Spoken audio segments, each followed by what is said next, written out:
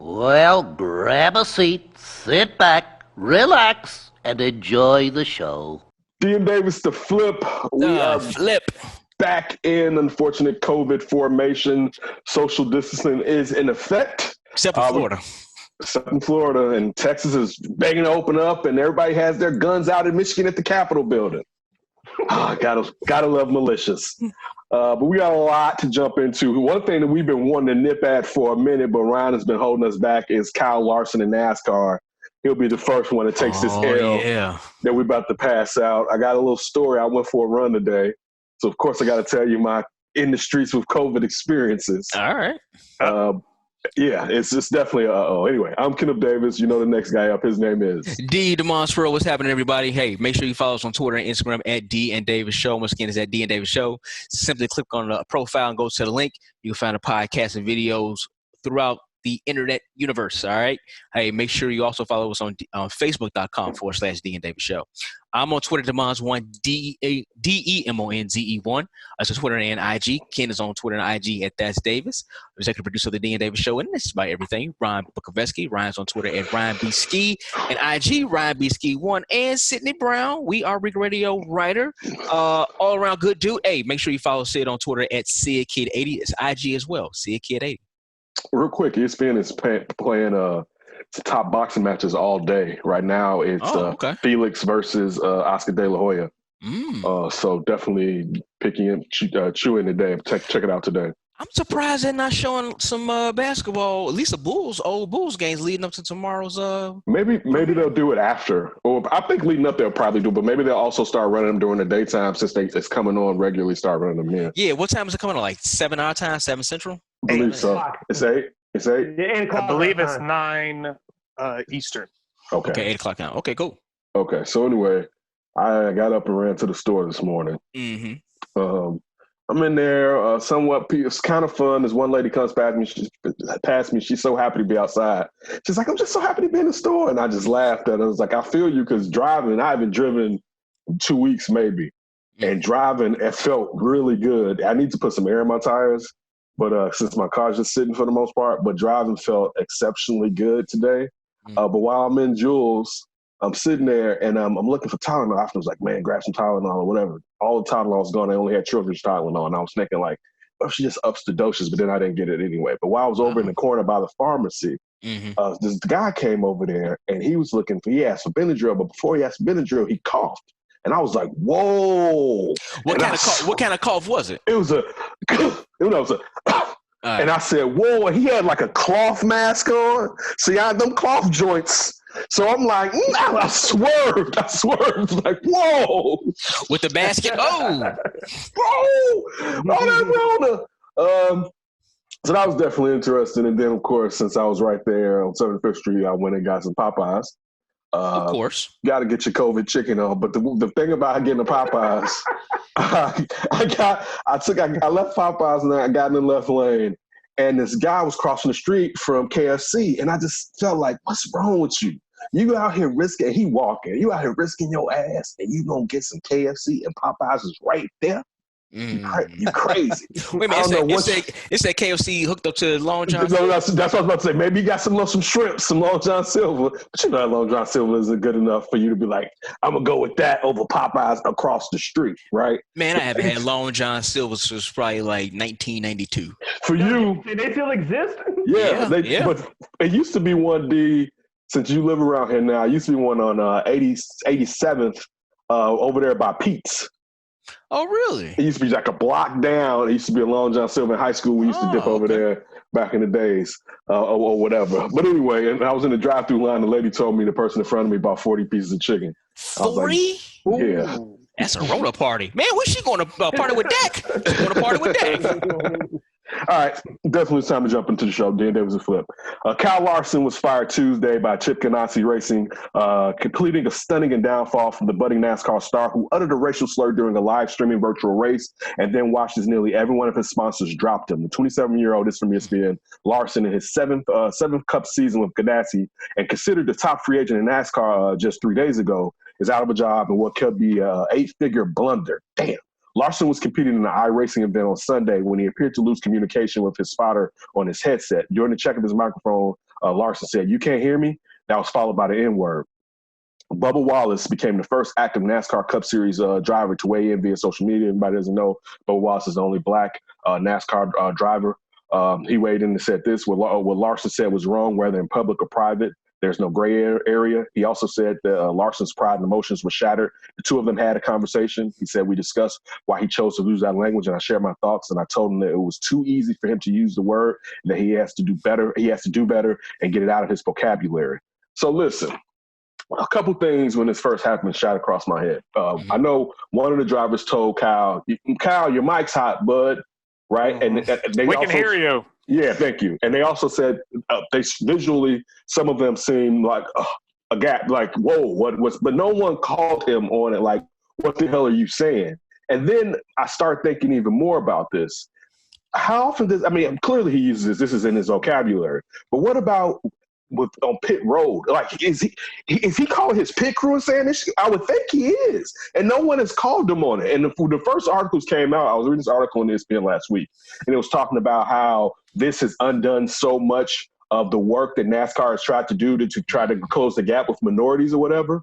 But still, to me, I still think that the gap is there because I feel like Cal was probably using this word and nobody was saying anything about him. It's just he got caught using it during that iRacing. But what would trigger him to drop an M-bomb? Because that's what we're thinking. He said he's comfortable with using. No, he said that word. It's not even a question. What in the world would trigger him to say that?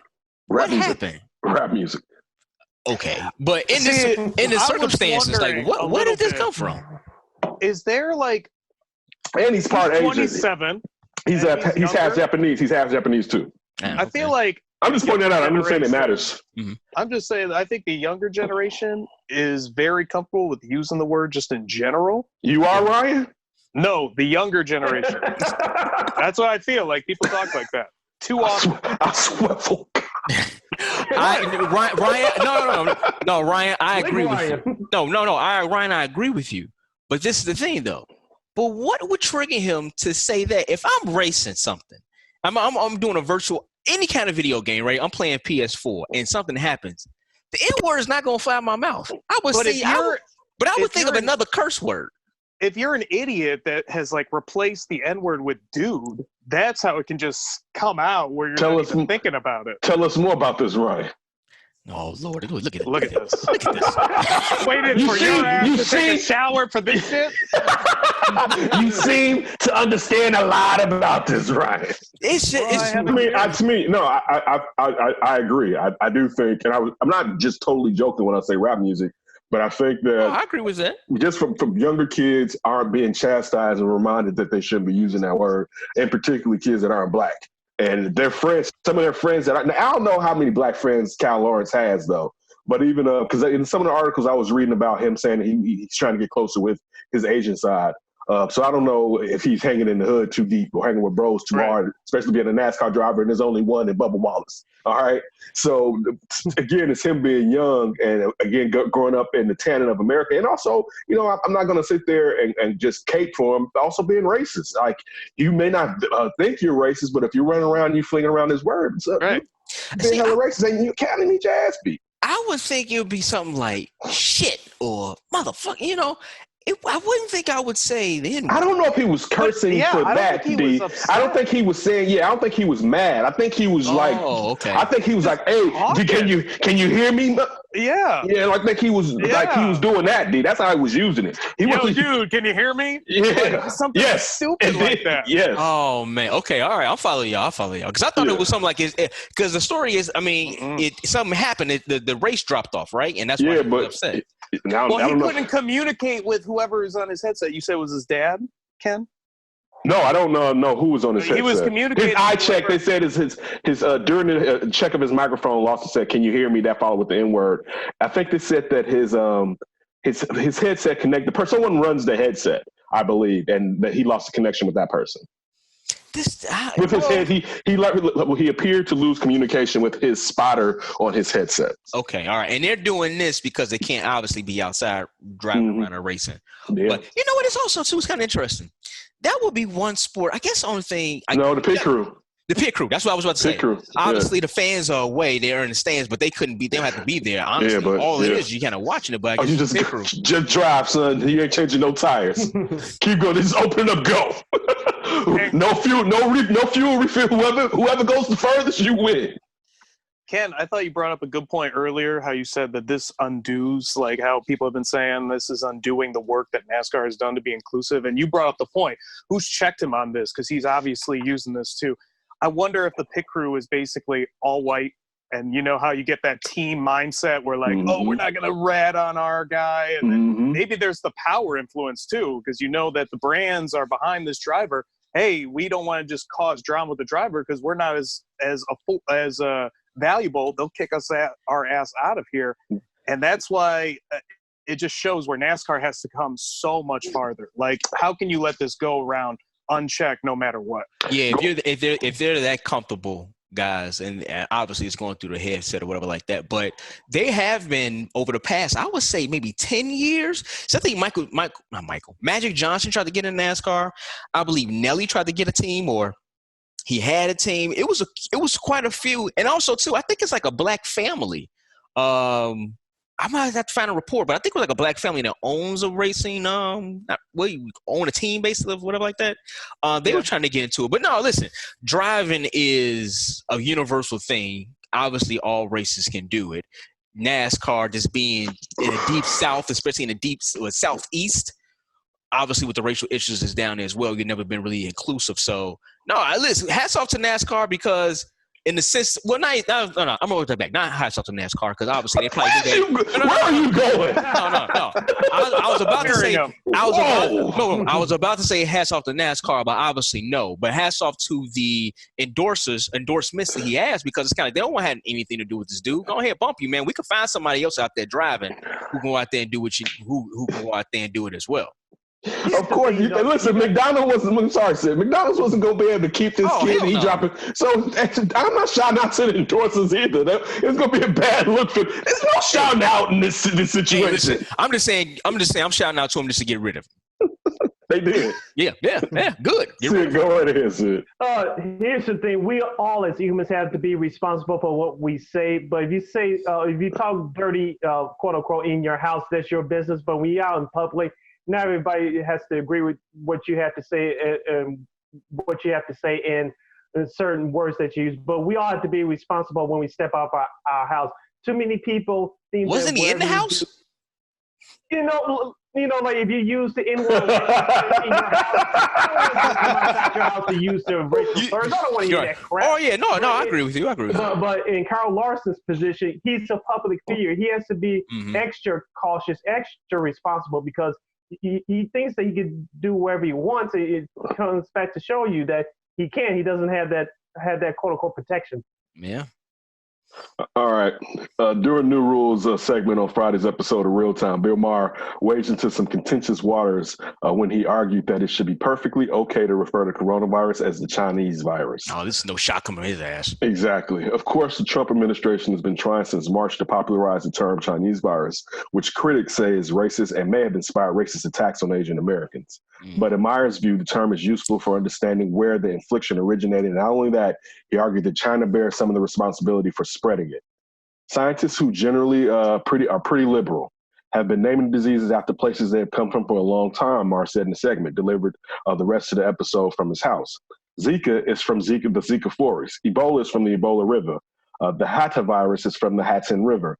This is the West Nile virus and the Guinean worm and Rocky Mountain spotted fever, of course, and the Spanish flu. So just pointing out that usually you name the virus from where they originate, but usually even the places that I name like Zika, like when you hear Ebola, you usually think, okay, it's happening in Africa. Like when you hear Ebola, right? But you still don't think about it like, I mean, I guess you think about it as a African infliction, but you don't look at it as like, damn you Africans. That Chinese virus has a little bit of like swap on it. Let me say this though. I'm a layman, and when it comes to this, I don't know exactly how much information and how forthcoming China was initially. I know it seems like the administration said China was forthcoming. Sometimes they walk it back, sometimes they don't walk it back. So I don't know if, I mean, it would still seem like maybe China does bear some of the blame, because even when we know what happened there, they told us as soon as the doctor that died, after the doctor had passed, but they still did some lockdowns with that. But we still don't know how much stuff got out and what happened. So I'm not trying to absolve China, but I don't like doing racist ish, and how the Trump administration was trying to use it. To me, it comes off as being racist. So I'd rather not use that term. Right. See, my whole thing is, okay, you name it for, like you said, you gave or Wuhan. Why not the Wuhan virus? Well, I thought initially they were saying that. I thought they were calling it. I'm sorry. Yeah, it kind of did a little bit at the beginning. It seemed like beginning of it, right? Because it came from that particular spot. If someone originated a ground zero, a patient zero, in the sense of a particular location, you do kind of name it after that, right? But the thing, not always though, like HIV. Oh, that's true. That is true, Ryan. But typically, you do kind of name it out. But where did HIV originate? We don't know. Did it originate in Africa? Oh, there we go with some more of that ish. There we go. I don't know exactly. Factually incorrect. I have no idea where HIV originally started from. But my point is, I'm with you, Ken. Why would you call that? You're not gonna go over and like just, punch the Nile River. Oh, you damn Nile River! You gave us this. It's hitting water. You just splash. No, you're not gonna do that. And you know how racist a lot of people can be, because we've already seen a ton of videos about how Asian Americans are being targeted because it's something called the Chinese flu, whatever they was calling it, because the Spanish flu. We had the Spanish flu back in the day, but that was 1917. You talking about the prime time of being racist. You know what I'm saying? 1917 is 2020. So you don't have to name something after it's going to be named or have connection with a particular people. You shouldn't do that. It has a name, COVID-19. But no, I think people know exactly what they're doing when they're going around talking about, oh, it's the Chinese flu. Or I think we talked about it before, how someone in the White House went up to an Asian reporter and said, oh yeah, it's the Kung flu. It's the Kung flu. What? Yes, that's crazy. That's crazy. It's crazy as hell. So no, it has a name. The virus has a name. COVID-19, the coronavirus. It has a name. Use the technical term for it, because you're going to get put people in danger because you've given a license to the idiots out there to do something stupid. So I don't get. I get it because people are super racist, but it's just stupid on so many levels. The one thing I'll give Bill Maher, I kind of agree with Ken, your stance. I'm not for this, but we shouldn't absolve China, I don't think. And especially when you hear those Wuhan wet markets are reopened again, where that's the believed origination. It's just like, I don't trust what's going on over there. But and a big investigation is going on. But think about this though, Ryan. I agree with you. Listen, they've been but this is the thing though. The government has been on some fuck shit, right? It's the government. It's not so much the Chinese people. It's the government. No, I agree. Yeah, but the thing is, people get it confused. They look at Chinese, and they're not thinking about the Chinese government. They're thinking about Chinese people. So that's where the misconception comes. I agree with you.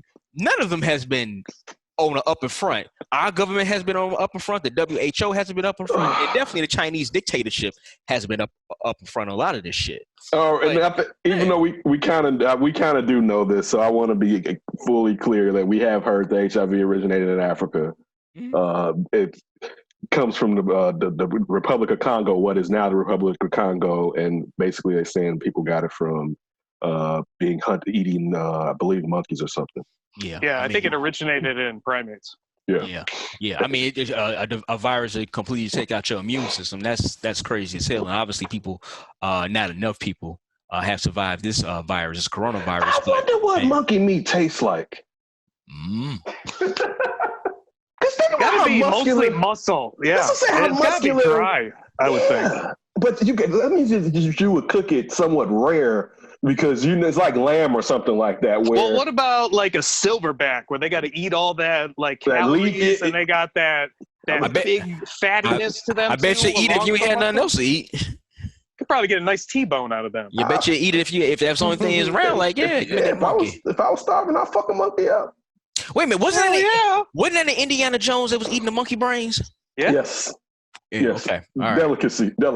Yeah, It's like chitlins down south. Oh shit. Hey, listen. There is one thing I've always wanted to try in Africa because I was just channel surfing, and one time they were showing like cuisine, like out in the rustic nature part of Africa, like basically man versus wild, how to survive if you were on the African plains or something. And one of them was this beetle. Literally, you just like rip off the head and I think the legs, and you put a little salt, and it's supposed to taste amazing. Ooh, I'm all right. And I was like, man, I wonder if I would try that. I don't know about that. I don't I know. don't know about that. Lowry sauce on that. Just a little sea salt. Little sea salt. But like, Yeah, it's a little salt, Spice it up. and then it's good. Yeah, okay. Then you come back with that Wuhan virus. what the hell happened to Ryan? Exactly. We need to find out about this. He got that. He Damn, got, wet beetle markets. yeah. he got that beetle bug. No, I mean, but one thing I will say, I heard this from Bill Maher a while ago. He was talking about our digestive system and how we can just eat, like humans can eat just about anything. It'll pass through us. Our digestive system is built to like just be able to take a lot of shit, eat a lot of stuff. You know what I'm saying? So, no. Yeah, remember, we used to not cook meat back in the day either. Yeah. Just eat it raw. Eat it raw. Yeah, man. No, you don't want to do that. But yeah, man, people around the world, man, there's so many different kind of things people eat. You know, I'm surprised there hasn't been a lot more viruses like this across the world. I mean, you can get sick, obviously, for eating back, E. coli form on the meat, bad meat or whatever like that. E. coli. E. coli, thank you, Sid. Mm-hmm. But yeah, I'm surprised this hasn't happened a lot more. But that's if it even came from the wet markets, because now people talking about it come from a lab. So I don't think we're ever going to know. We're never going to know because They was trying to get us. That's what I'm saying. What's going on? They basically took out how many people in China? Was about 100,000 people? Not 100,000 people died, but how many people died over in China? I mean, it was a good amount of people died in China. Well, you just think like how many people die in general from this thing so far, and then they just open up the wet markets where allegedly it originated. Have you seen the beaches of Jacksonville? Are you surprised? People out there running to the beach. But they didn't originate it in Jacksonville. I'd be upset at them for going out on the beach and doing that too, if that's how it originated. I don't know. Plus, you don't want to be living in Jacksonville. No, you don't. You don't want to live. I hear it's a dump. Florida is something else, man. I don't know what the hell is going on down there. Yeah, I don't really like Florida. Yeah, I don't like it that much either. All right. in the middle of wartime, president gets the coronavirus pandemic and facing re-election. Donald Trump took to the courts again Monday to make sure no one ever sees what really went on behind the scenes of The Apprentice. Yeah. So, because remember, what was it? Asthma. What was the black chick's name? I'm sorry, Omarosa. Omarosa. But Omarosa, I believe she was one person that said he was throwing them M-bombs or something around back there. But he's trying to make sure we don't get any of this before re-election. You know, listen, it wouldn't change people's minds to vote for Trump anyway. They'd be like, that's par for the course. I mean, listen, he's proved that he can do damn near anything, and people are still going to support him. I mean, I would. So there might be a breaking point, though. He said, "Grab the woman's woo-hoo." Yeah, but think about how many people heard it. Allow that to happen, though. We heard that. Kid, what did he say? Second chance. Woo-hoo. Grab him by the woo-hoo. And I mean, it'd be different. It'd be different if like we didn't hear it. Like we heard it, right? And people was and Bannon was like, we may win with that. I'm saying the crazies on his side that love they don't care. They don't care. I wonder if they were like, all right, we gave him a pass on grab him by the pee because let's be honest, we want this guy in the office. I wonder if eventually even those crazies see enough crazy from him, like, all right, Did you see Michigan the other day? Yeah. Did you see Michigan? And then he doubled down on it, talking about liberate these states. Like, did you see, like, these fools in Michigan? Listen, I swear to God, if we would have put that on the South Side, they would have been come to bashing our damn skulls. Oh, man. If we would have been out in the streets, and these fools fully armed up with the militia, and they're sitting there, and then one dude, I watched one person walk through the whole thing, because I'm waiting to see when they're coming for me on that bad boy. And then finally I hear one person's like, they need to open it up. It's only Detroit. They don't even know how to bathe right. And I'm like, see, there it goes. Right? Somebody said that? On a loudspeaker, he said the damn thing, right? And I'm like, go ahead. No, you have Confederate flags up there flying in Michigan. Dum-dums. This is Michigan. They're a part of the Union. You have Nazi swastikas flying around everywhere. So that should let you know right there, yeah, these people ain't worried about what's going on with this lockup. They just want a reason to be racist. They want a reason to go up there and shout and shit and do foolish shit. It's actually I think this picture is gonna become iconic too. It was a picture that a photographer took, and it was them people that was outside. They was from the outside looking into the state house. Oh yeah, I do too. And they were screaming, and they was. I actually want to get it in my house. Oh my god! I actually want that one. It looks like the Revenge of the Dead. Yeah, it looks like Revenge of the Dead. I was like, dude, I want that picture in my house. Totally, that picture is gonna last because that just lets you know these freaking people are fucking crazy, dude. And then on top of that, real quick, what's up? The COVID is out there, and y'all doing this. Are you? Right next to each other, no masks on. Them guns ain't stopping nothing when it comes to this virus. Like that was real. I can't wait to see what happens when all those people where they spread that stuff or when they all went back home because they didn't come from the same place. Basically, they marched on the Capitol. No, it's like kind of like what happened down in Mardi Gras. You know, people went down there to party, and all of a sudden, what happened? Or down in was it Daytona? It was down there. Yeah, the beaches and stuff. Mm-hmm. They go on one spot, and then it just goes around everywhere. See it? So I really don't. Well, there we go. COVID.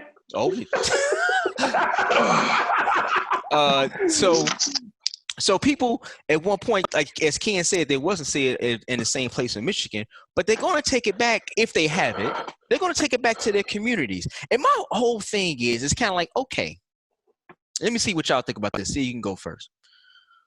Okay, you out there, you doing all this foolishness. You running around with your guns, so you think you're in the army with your ass saying you probably work at State Farm. And your ass go back and you get sick. Should you be able to go to the hospital and still get some care? You the dumb that went out there and want to roll around and bathe in the Rona, but now your ass want to come up in the hospital and tell me, I think something wrong with me. I got a shortness of breath. The governor told your ass to stay in the house. Now I know it's some things up there in Michigan. They was kind of a little bit further than other places, right? But your ass is out there, and she told your ass to stay in the house. But you want to go out there and roll around the Rona, and then if your ass gets sick, you're going to try to come to the hospital or come to try to get some assistance, and then you want some help. I don't get it. Side note, I'm watching the beginning of a fight between Tommy the Hitman Hearns and Marvin Hagler. Mm-hmm. Tommy Hearns looked like the most devilish pimp I ever seen in my life with his jerry curl and his bad boy. I mean, he looked like a devilish 70s pimp. Oh man! I saw. Let me get the side note going. I saw Drink Champs. I've been going through podcasts, so I watched like the Floyd Mayweather Drink Champs. Maybe I don't know if I finished it. And it's sometimes in it you have to kind of appreciate Floyd and still him talking about he's being the greatest and all that. But I always think about these fighters between Hearns, Hagler, and Sugar Ray Leonard, how he would go up against them, especially and particularly Hearns being 6'1". But all right, my bad. Go ahead. No, go ahead, Sid. What do you think about all this? What I was getting ready to say was these are people, as you said before, a reason to be stupid. And as far as the corona is concerned, like you said, they're coming from different places. They're being selfish, thinking about themselves. They don't give a damn about the next man. And like you said, when something happens to them, now they want to scream and holler and people come help them. But when it's somebody else, go ignore them, toss to the hand and go the other way. I'm with you, D. If those people were to come down with the virus and they go to the hospital and say, help me, I'll refuse if I know for sure. Whoa. Slow down with that. If you're being reckless, it's like, no. Come on now. Y'all going too far with that. Really like that. But, you being reckless, they tell you to stay at home. Well, y'all got cameras on all these people? So how you go like, wait, hold on. Let me see. Let me rewind it right. At home. Like, I'm going to say, listen, I get the sentiment, but you have to take care of people if they come in there sick. And it's unfortunate they were causing influx of more people in the hospital. It's because they were irresponsible, but you still should take care of those people. Well, and they don't even like this face, and I will say still take care of. Well, you should have somebody stand over their ass and lecture their ass about how fucking stupid they were. Something needs to happen. I mean, How reckless and stupid can you be? You stupid motherfucker. You went out here. She told you to keep your hands in the How house. can you say this and not be with me on? We need to investigate China. The Chinese government. I'm all That's for it. what I'm saying. Yeah, I'm with you. Hold on. I'm not saying we need to put Wuhan behind bars. Have you guys seen how bad it is in Roseland's hospital? Like Roseland's, the ICU is full. They still have people in the emergency room that needs to get there. These hospitals are packed up, and you're talking about taking an extra person just to stand over them and curse down on the person. Cuss them out. Discuss it. Like the nurses, they got time for this right there. We out here. They bring in a preacher. You can't even have visitors in there, but you're gonna bring in a heckler. We need a designated heckler. It's like when they bring in a preacher for the last rite and testament. Hold on, we got a heckler coming for a second. Oh, you brought you was out there in the streets with your guns, huh? You was out It there. looks like he has a Bible, but it's a textbook on all kinds of literature that he's going to use. You out there being stupid in the streets, huh? Bring Juvenile in there. Out there being stupid. You rolling around in a Rona, huh? Chapter 1, Why You're an Idiot. Yeah, man. All right. The coronavirus pandemic has shut down the economy, along with its canceled sports events, concerts, Broadway shows, business conferences, and weddings. As many as 59 million people in the U.S. have lost money because of cancellations, according to a new bank rate survey. How much did you say? 59 million people in the U.S. have lost money because of cancellations. Refunds have been hard to come by. Only 30% of people in the U.S. who spent money on canceled plans have received or will get full amount. We get the full amount back, according to Bankrate. Refunds for canceled events would clearly go along in helping cash-strapped Americans cut their financing losses. And an indication of how tight finances are, nearly 30% of Americans will use the government corona stimulus check to pay their rent and mortgage, according to a survey. People who asked hotels, airlines, and entertainment ticket sales for refunds were given future credit more often than actual money, according to Bankrate. Many businesses are reluctant to issue refunds because, like so many Americans, they're staring down a dark financial abyss and holding on to that cash tightly. Yeah, listen, in my 9 to 5, well, you can just get a refund, so that's not an issue. But I know a lot of people who are looking for refunds and things of that nature, especially with airlines. They never give you money back anyway, dude. You don't? I thought they always give you credit. Yeah, they give you credit. Yeah, so they probably just kind of hopped on that bandwagon. You know what? We ain't give you that money. Who says I want to ride on an airplane ever again? I mean, not to say me, I would take the risk, but I mean, we all have always said that this thing is going to come in cycles. One, when they open it up, the country is going to come up a little bit, but two, in the fall during flu season is going to come back. Dude, like, so you're giving me what, like a 2-month window where maybe it's safe to get on the plane? Like that one. I'm just about to say right now, man, I'm not riding on no plane. Listen, I had that mask on this morning, man. I get so sick of that damn mask on my face and breathing in my own hot breath. All right. Like it's just, dude. It's hard to breathe. Yeah. Yeah. It's just like it gets to the point, and I leave it on until I get home. Period. Even in the car, I don't want to touch it or whatever because I don't know what my hands are. But you tell me I'm gonna have to take a flight for 2 hours and I'm gonna wear that. And on top of that, all the stuff that I may I think I could do it and be clean, but that's a lot of risk you taking doing that, man. I wonder if there's gonna be an uptick sale in cars after that's a good question, because I was talking to someone and I thought about that too. Yeah, I was talking to someone and they take the metro into work every day, and it was like, I'm not getting on that metro. I thought about mass transit, not just for airplanes, but I thought this 2 weeks ago. I was like, I thought about you actually. I was like, all the people that take mass transit, you still. Yeah, I was like, I wonder how many people gonna start buying a car, because if I was taking mass transit, and I don't get on there with y'all asses anyway.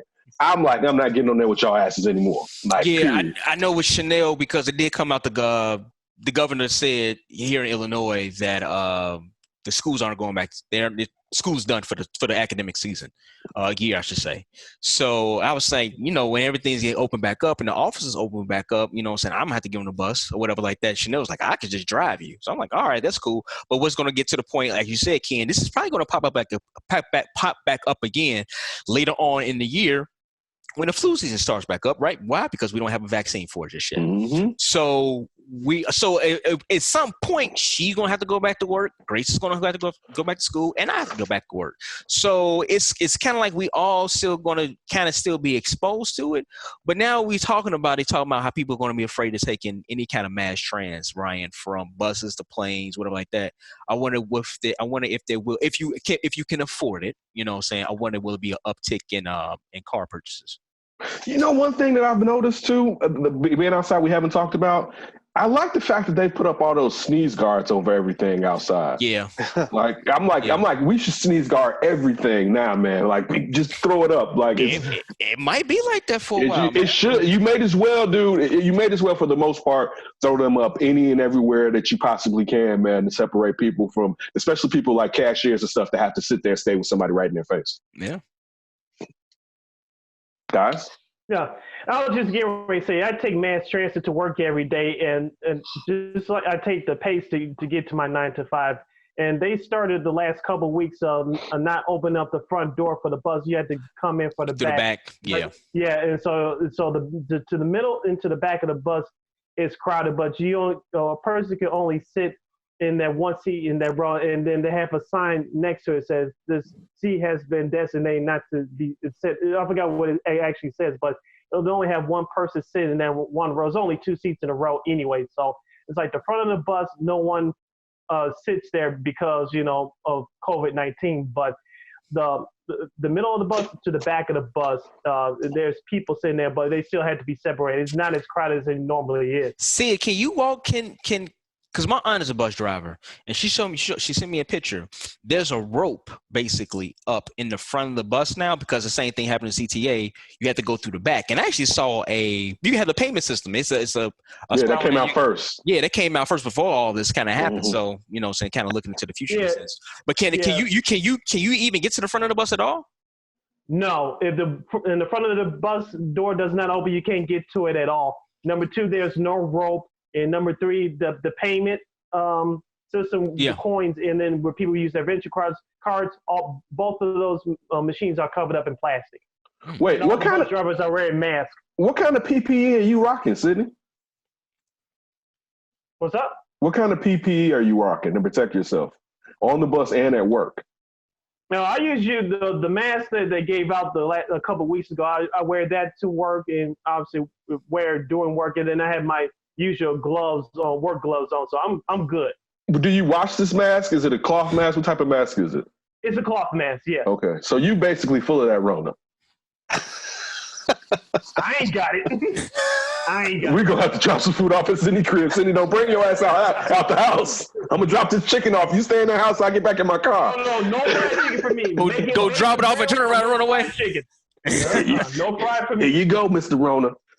Sydney, man, be safe out there, Sid, man. No, I am. No, be safe, man. Cause D and Davis the Flip. We are back.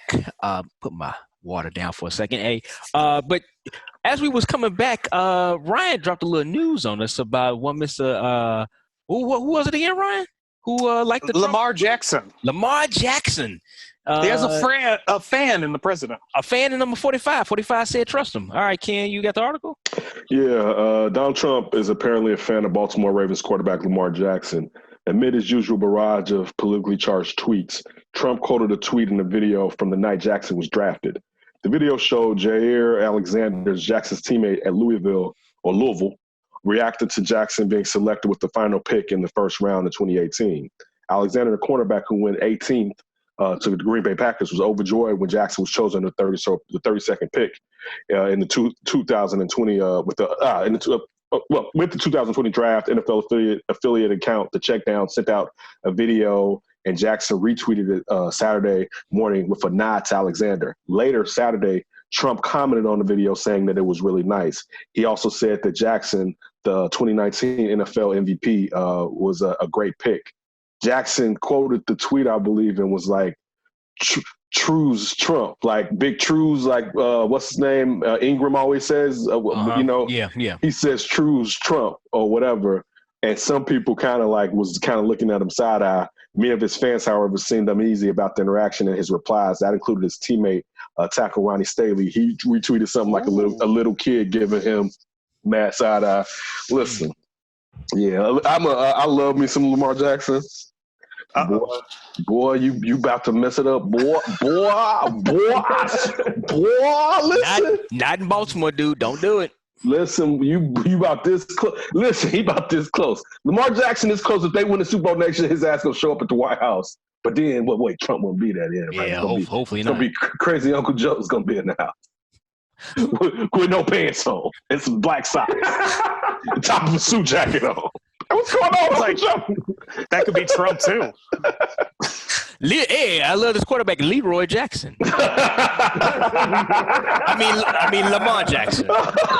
Ice pick. He's like, you remind me of Ice pick.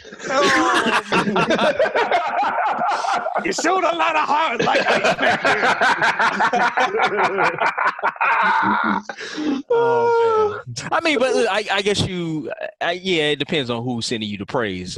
But you know, I mean, somebody praise you, somebody sends a shout out to you. I guess you'd be like, all right, but He's young, right? Choose. He's a young man. No, son, I'm not. He's learning. Dude, I don't have the followers he has, and I'm not retweeting nothing that Trump says, paying credit to me, like, and being bigging it up and like, that's that shit. Like, I'm not doing it, son. Listen, when Grace sees Trump's on TV, she's like, turn it off. Right. Like I have to try to correct Kenton sometimes.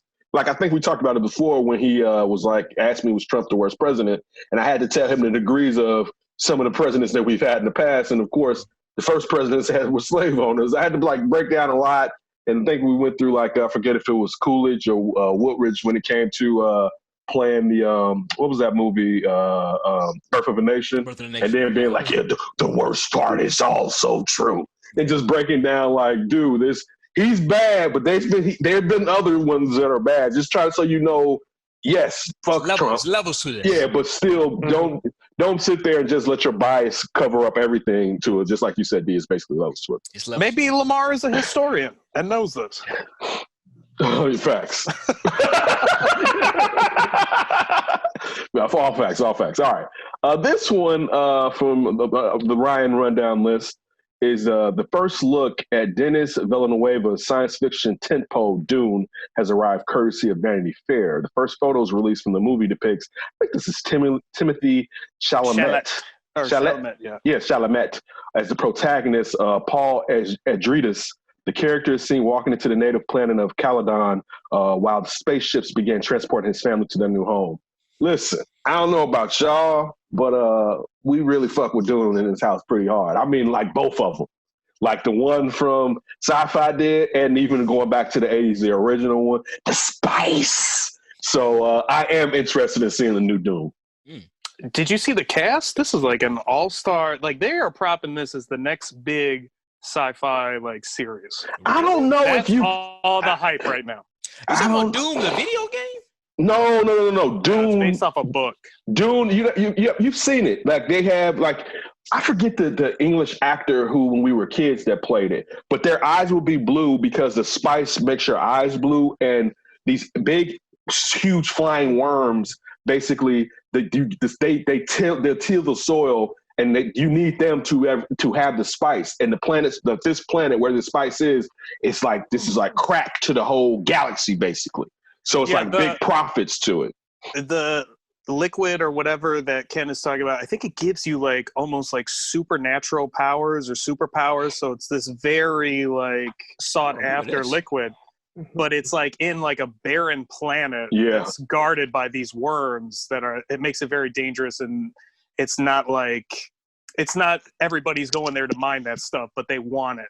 So this character is going to be involved in doing that stuff. So there's like a mix of almost like Star Wars, Star Trek a little bit in this. No, I don't think. Dude, check out Dune. Check out Dune, man. I think it's just two versions. Sci-Fi did a remake. The original came out in like the early 80s.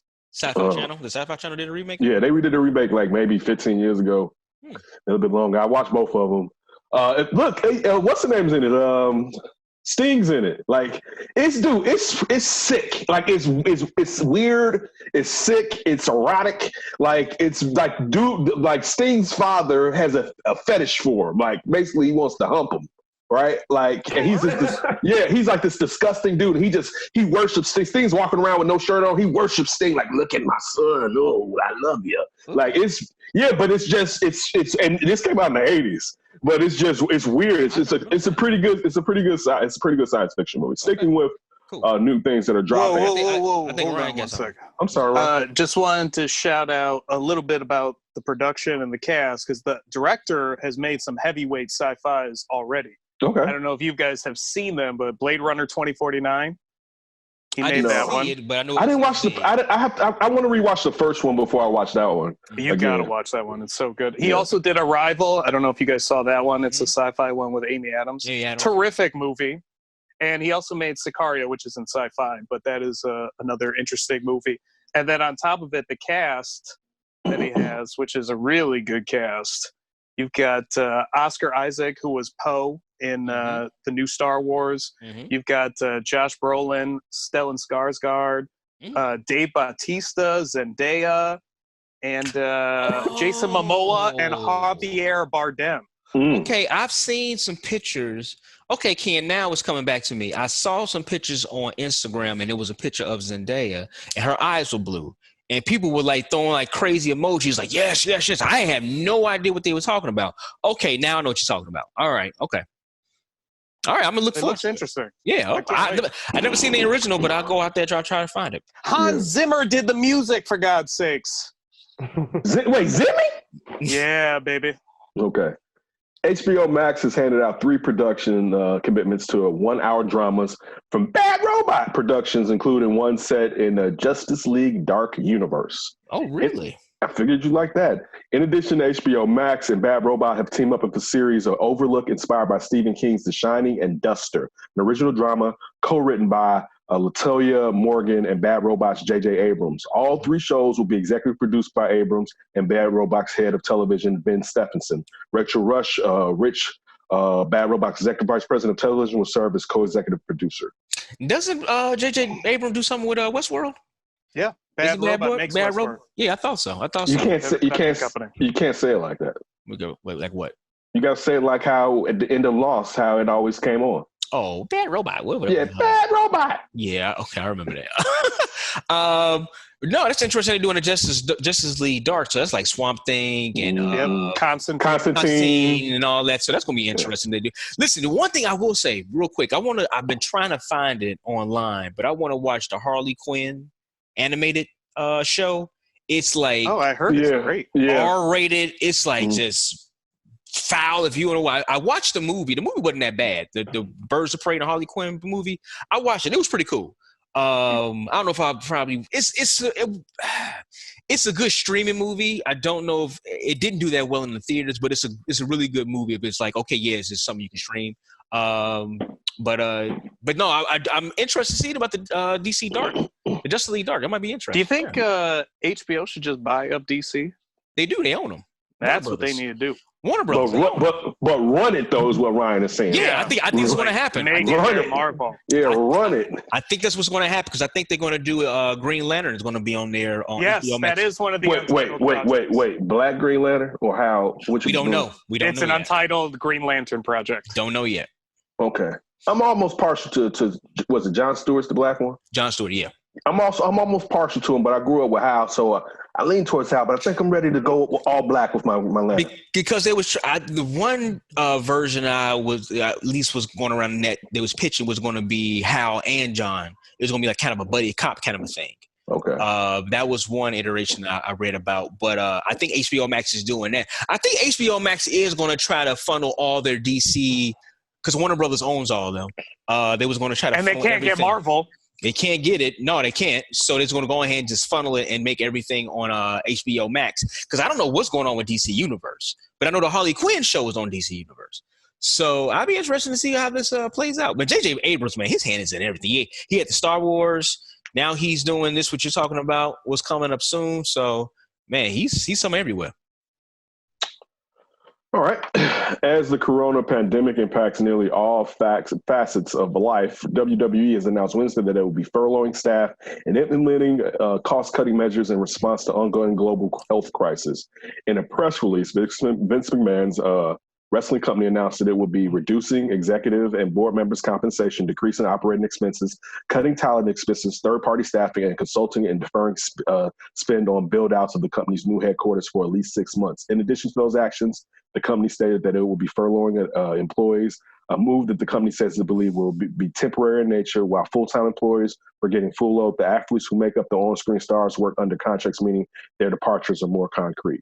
Yeah, they're all kind of like quote unquote independent contractors, so they can kind of get let go out of their contract, whatever. So yeah, I think it was up to 30 wrestlers that were let go. A lot of these guys, women and men, I think a lot of them wasn't like really being used properly, probably to their liking. So they was wanting to kind of get out anyway. Out anyway. Yeah. But still, though, that still sucks. I mean, this has cut across every industry across the world.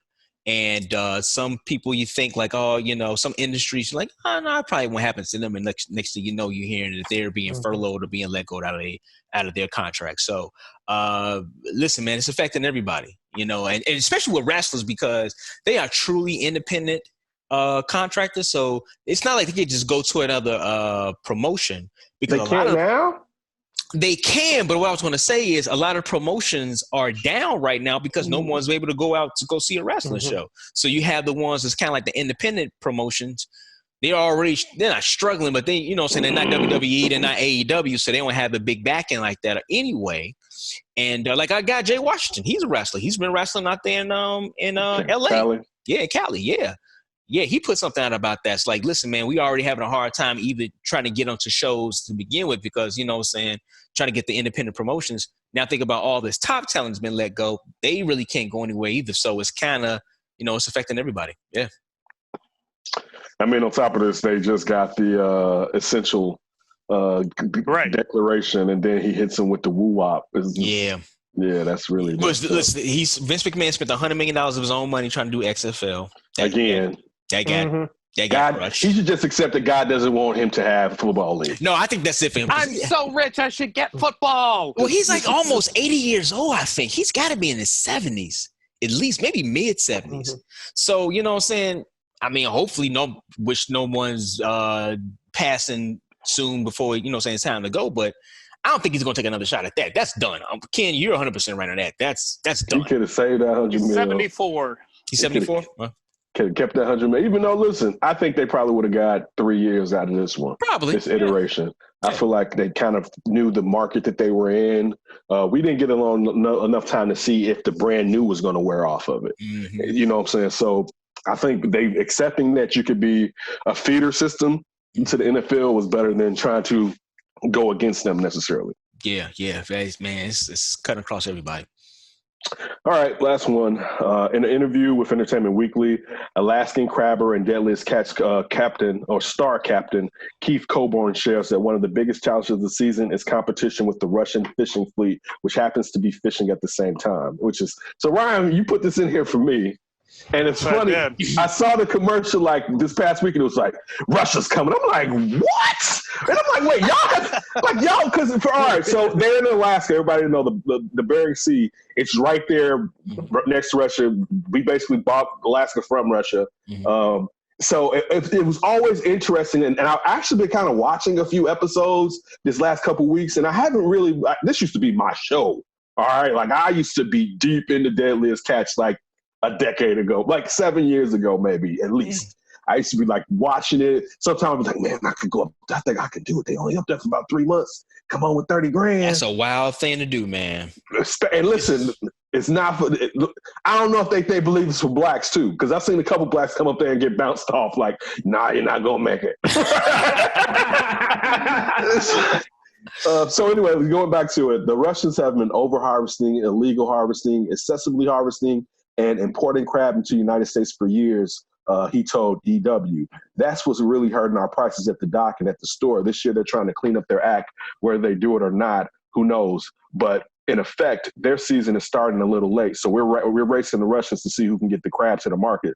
Like we said, it should be interesting. And if anything, it was something extra to do in quarantine, of course. Well, so again, it's I was watching the episode. And I don't know if Ryan, have you ever been a Deadliest Catch fan? No, I've only seen a few things here and there. I was watching an episode, and it's funny, and I don't remember the names right now, but it was it's a new captain. He's a real captain now, but this was from a few years ago when he took over his father's ship, so he was basically co-captain. And when he first came on the show, his younger brother used to be on there with his father. Their father died like 7 years ago. He was one of the main stars of the show. He died, and then you think like, what do y'all do with the ship when he dies? But the son, who wasn't really a part of the show, but it was kind of coming on, he took it over. Now, like when I see it, he's like a grown ass man in this position. But he had some times where he necessarily was learning on the job and was too harsh with his deckmen and stuff like that. But if you got some time to drain, I'm telling you, put on some Deadliest. Ken, you watching this season? I'm gonna catch a few episodes. Cause listen, you get USA, baby. USA. Look, you get. I mean, look, you're gonna see they're gonna be on one ship and they're gonna look across over at Russian ship and it's gonna be like Putin on there with his shirt off, thumbing at them or whatever, slicking crab legs. He dies. Taking Alaska back. You get so hooked into it that you start to know when they start to pull the pots. That's what the crab are caught in. They're called pots. When they they throw the rope, they catch it, or with the hook, they put it on the machine and they bring it up. And when it's bringing up, you can tell how much crab in it from how that machine is like either squeaking or how you like, oh, they got a lot of crab right there. Or when it comes up empty, you like, damn, they're gonna be out here bulky. Like I'm telling you, if you got a second, check out some Deadliest Catch, because those dudes got some real jobs. Like those waves, how those ships are just sitting there flipping around. It's like, man, you could just get waved right off that bad boy. It's a pretty interesting show. Is that the same channel that does the Ice Truckers? Yeah, I don't think they do Ice Truckers anymore. I haven't seen Ice Truckers commercials. Ice Truckers is the Weather Channel, if I'm not mistaken. But it used to come on History Channel. Yes, okay. Ice Truckers used to come on the History Channel, which was this is Discovery, right? With Deadliest Catch. No, wait. Yes, you're right. It's Discovery. I'm wrong. It's both of them were Discovery. They're Discovery. Okay. Yeah, you're right. They're Discovery. I've never seen Deadliest Catch. I never think I mean, listen. A lot of things can be entertaining if you watch it and give it a chance. I never seen it before. I never would have thought maybe watching some guys out there catching fish and catching crab. But I do know with the waves and stuff, I know it's a dangerous job. Yeah. Wow, so you hate America, huh, D? America. You're not trying to help the economy open back up. Listen, I only eat fish too. I don't like crab. I don't like shellfish. But I like, you know what I'm saying? Give me some. Not USA catfish. For you, USSR. Hey. I'm going to try to take you back, Russia, in a little while. He gets all his fish from a Russian wet market. Was this imported out of Russia? Yeah. I only do the Russian catfish. Real quick before we get up out of here. I watched a documentary last night. So our buddy Anton Deshawn, he's a independent filmmaker, right? So his movie, the last movie he did, the Call Center, it's on this streaming service called Quale TV. It's a service that's strictly like African American based streaming service, right? So a while ago, a couple of months ago, he's like, man, dude, I saw this documentary and I thought of you. I'm like, what? He's like, man, it's this thing called the Debauchery Ball.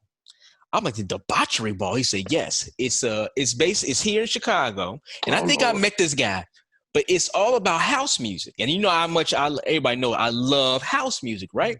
So he was like, yeah, man, it's this thing called the Debauchery Ball, but you just got to watch it. You got to watch it. I'm like, all right, fine. So obviously we sitting around here. We ain't doing too much of nothing. So I thought about it. Like, hey, man, give me your show username password. So I'm going to check this out. So like, all right, cool. He sent it over.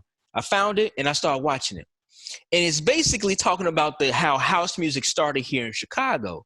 But it's this dude named Kahari B. And I think I've met this guy in the past when my old man and the other guys had a rap group together, right? My old man was a DJ. And I used to run around with him carrying their crates of records and stuff like that, whatever. And it's this dude named Kahari B. So he started having a birthday party. But he's like all into BDSM. Yeah, BDSM. Yeah, there you go. He's all into this stuff, right? So at first it's like a little party here and there, and it kind of grew and grew and grew. They showed a party, I think the last one was in 2018. And when I tell you, like whips and chains and a lot of nudity, it was one woman, a guy walked to this couple, and he was like, hey man, you mind if I tie your wife up and walk around the party? And he was like, what? And the wife was like, yeah, I do it. So they showed her, and she's half naked, showed her being bound and walking around the party. And he was like, well, how did you like? She was like, I orgasmed 6 times. I'm like, what the hell is this? So I'm like, and it's a big thing. He had 500 people at this party called the debauchery party. So I know Ken, Sid, obviously, and Ryan, you're from here too, but this is, everybody looked like they had to be at least in their 30s and up. But I had never heard anything, or I have never heard of this party. Have y'all ever heard of this debauchery ball? Yeah, what kind of party is this? Well, when you let off, that's what I was gonna say. He thought of you. He thought of me. That's what. Man, he gonna. Wait a minute. He told his wife Kirby, he's like, man, I bet you if D was single, he would go to something like this. And I was like, I would go to it, but I would probably be in the back, kind of people watching. I'm not into being bound and chained. Sir, would you like to be bound? No, sir, I would not. But I'll stand in the corner and kind of watch it. I'm all into kind of like, I'm into people watching. I'm into people watching, just kind of see like, okay, what are y'all doing around here?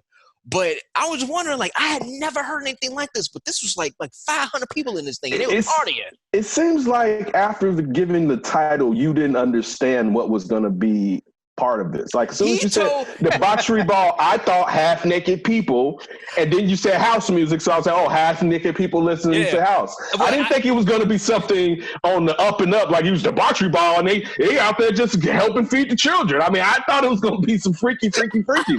Listen, I know the title of it, but you know how some people put labels on things, kind of like, oh, you kind of like shock people for the shock value. But man, I'm watching it, and it wasn't nothing that was kind of like, oh my God, I can't believe they're doing this. It was kind of like, oh, this is kind of interesting. I mean, stuff like that. I mean, people, I know of like, I guess like sex parties or stuff like that. Like, but it was nothing like that. I'm not saying it, but I'm just saying like, it doesn't surprise me. I mean, even if in a big city like Chicago, you can get 500 people together in Chicagoland who all have, you know, something in common as far as they want to be half naked and tied up. Yeah, I mean, listen, it was and like, they was for a good cause. Listen, it was just partying, whatever like that, and they was, you know what I'm saying, everybody was like, there's no body shaming and like that, so you had bigger people, you had smaller people, you had people, it wasn't that big of a diverse crowd of majority black people, and one girl says, like, I never knew any, like, other black people's into this, and it was kind of like, oh man, I'm getting to an Uber, I just got some panties on.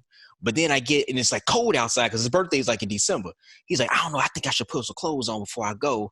And then you get into the Uber, and it's like, oh man, I did the wrong thing. So then they walk up, and it's like, oh yeah, I'm at the right thing. Yeah, I love being naked now. It's like, wow, all right. But I was just wondering if anybody ever heard of anything like this before, the debauchery ball. It was. What the fuck is going on in this bitch? Dirty D. I'm just how you gonna take us off this bitch? The fuck is going on? I just want to know if anybody heard of the debauchery ball. So did you watch the whole thing, D? I watched the whole damn thing. Hell yeah, I did. Did you agree that it was for you? With the recommendation that you received. Oh, listen, I was bobbing my head a lot to the music, so I know I can probably get in there and listen to the music. Like I said, I don't want to, you know, they were saying like, yeah, come all black, you know what I'm saying? You could wear leather, you could wear this, you could wear that, and there was people in there, they were just living their life. He struck me as the leather man for the debauchery ball. I told Chanel I was gonna go in there. I'm just gonna go. What was the joint? The guy? Oh man. You talking about the lube guy? No. With the zipper across his mouth, you can't see who he is. Yeah, you talking about stand in the corner like this, just watch people. The Gimp woman. The Gimp from Pulp Fiction. Yeah, the Gimp from Pulp Fiction. But there are people walking around with like balls in their mouth. You know, if you go in there as the Gimp, people gonna be expecting to get something from you. Probably. Just with a White Sox hat on, like just stand there. You watching? Listen, you're watching that like filth. I wake up in the middle of the morning. I'm watching stuff on like the Russian Nicholas and how he lost the empire at the beginning of the 19th century. How sick their son is, and his love letters to his wife. But you're watching the debauchery ball, probably with your meat in your palm. Enjoy your damn self.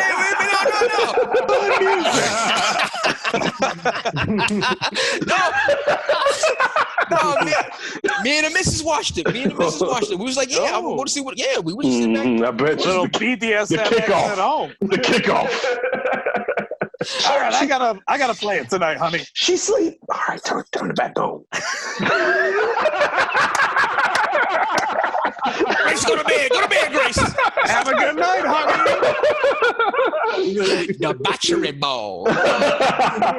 No, I just ain't never heard of it. You know what I'm saying? I mean, listen, we've partied all across Chicago through our lives. What? I got one. So back in the days when me and After first started dating, it was me, her friend, and my former roommate. And we were downtown on South Loop.